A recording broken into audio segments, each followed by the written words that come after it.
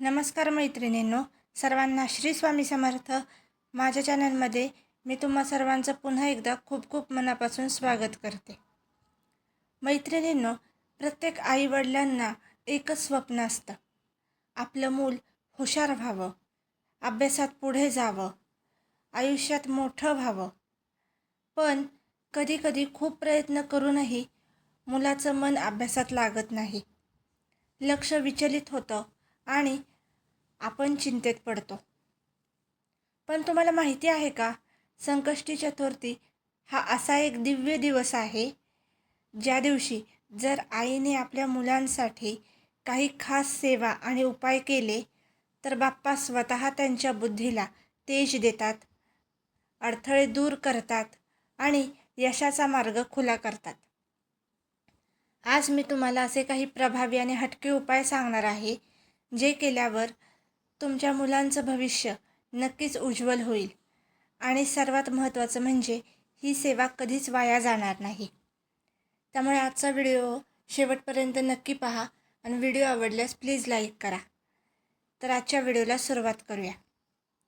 संकष्टी चतुर्थी हा दिवस बाप्पाला अत्यंत प्रिय आहे आणि बाप्पा म्हणजेच बुद्धीचे देवता आणि यशाचे अधिपती.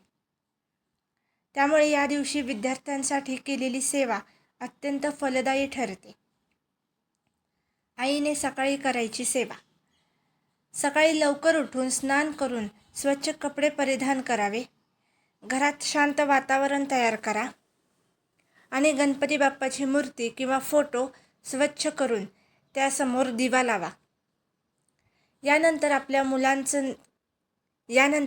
आपल्या मुलाचं किंवा मुलीचं नाव मनात घेत प्रेमाने प्रार्थना करा. बाप्पा, माझ्या लेकराला बुद्धी, समज आणि यश दे. त्याच्या आयुष्यातील सर्व अडथळे दूर कर. ही प्रार्थना खूप शक्तिशाली असते, कारण आईच्या मनातून आलेली भावना थेट देवापर्यंत पोहोचते. विड्याच्या पानाचा खास उपाय. हा उपाय खूप प्रभावी आहे. एक ताजं आणि स्वच्छ विड्याचं पान घ्या, त्यावर थोडं कुंकू आणि अक्षता ठेवा आणि ते पान गणपती बाप्पाच्या उजव्या बाजूला ठेवा. हे पान ठेवताना आपल्या मुलाचं किंवा मुलीचं नाव घेत प्रार्थना करा. एक महत्त्वाची गोष्ट म्हणजे हे पान बाप्पापासून फार दूर ठेवू नका. साधारण 1 ते 2 इंच अंतरावर ठेवा, म्हणजे त्यावर बाप्पाची कृपा राहते. संध्याकाळी हे पान उचलून ते एखाद्या पवित्र ठिकाणी ठेवावं किंवा झाडाखाली विसर्जन करावं. मुलांसाठी अभ्यासाचा उपाय. या दिवशी आपल्या मुलाला एक छोटासा नियम लावा. त्याने किमान 21 मिनिटं तरी शांत बसून अभ्यास करावा. अभ्यास सुरू करण्याआधी त्याच्या हातात थोडं अक्षदा आणि फुलं द्या आणि त्याला सांगा की बाप्पाला नमस्कार करून मग अभ्यासाला सुरुवात कर. यामुळे त्याच्या मनात एकाग्रता वाढते. दीपदानाचा उपाय. संध्याकाळी सूर्यास्तानंतर गणपतीसमोर एक तुपाचा दिवा लावा. हा दिवा लावताना आईने मनात आपल्या मुलांसाठी इच्छा व्यक्त करायची आहे. हा उपाय मुलांच्या आयुष्यातील अंधार दूर करून ज्ञानाचा प्रकाश देतो. नैवेद्य आणि प्रसाद. बाप्पाला गोड पदार्थ खूप आवडतात, विशेषतः मोदक. म्हणून या दिवशी शक्य असेल तर मोदक किंवा गोड पदार्थ अर्पण करा आणि तो प्रसाद आपल्या मुलाला द्या. यामुळे बाप्पाची कृपा थेट मुलावर होते. मंत्र जप. ओम गणपतये नमः या मंत्राचा जप आईने किमान 108 वेळा करावा. हा मंत्र मुलांच्या बुद्धीला तेज देतो आणि त्यांना योग्य मार्ग दाखवतो. सर्व उपायांपेक्षा मोठा उपाय म्हणजे आईची श्रद्धा आणि प्रेम.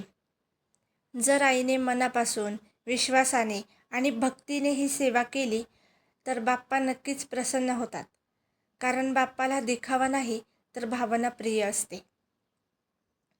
मुलं म्हणजे आपल्या कुटुंबाचा आधारस्तंभ आहेत. त्यांचं भविष्य उज्ज्वल असेल तरच आपलं आयुष्यही आनंदी होऊ शकतं. म्हणून या संकष्टी चतुर्थीला फक्त एक दिवस मनापासून ही सेवा करा. तुम्हाला स्वतः बदल दिसायला लागेल. मैत्रिणींनो, संकष्टी चतुर्थी हा फक्त एक दिवस नाही, तर तो आपल्या श्रद्धेचा आणि विश्वासाचा सण आहे. आज तुम्ही बाप्पासाठी केलेली छोटीशी सेवा उद्या तुमच्या मुलांच्या मोठ्या यशाचं कारण ठरू शकतं. म्हणून मनापासून प्रेमाने आणि विश्वासाने ही सेवा करा. बाप्पा नक्कीच तुमच्या लेकरांचं भविष्य उज्ज्वल करतील. गणपती बाप्पा मोरया, मंगलमूर्ती मोरया. जर आजचा व्हिडिओ तुम्हाला आवडला असेल तर व्हिडिओला लाईक करा, शेअर करा आणि चॅनलला प्लीज सबस्क्राईब करायला विसरू नका.